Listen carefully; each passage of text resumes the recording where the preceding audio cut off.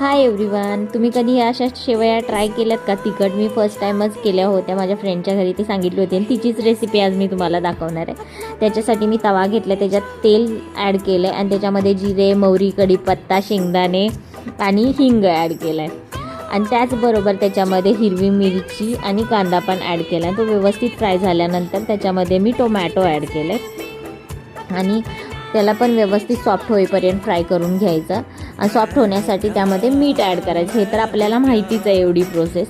आणि त्याच्यानंतर त्याला थोडंसं वाफवून घेतल्यानंतर आणि टोमॅटो सॉफ्ट झाल्यानंतर त्याच्यामध्ये मी वाटाणा ॲड केला होता। तुम्ही गाजर, शिमला मिरची किंवा बटाटासुद्धा ॲड करू शकता।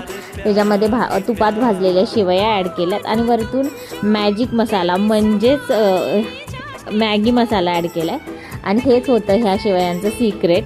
तर खरंच खूप अप्रतिम बनतात, तुम्ही नक्की एकदा ट्राय करा। ओके बाय, भेटूया नेक्स्ट व्लॉगमध्ये। कसा वाटला व्हिडिओ?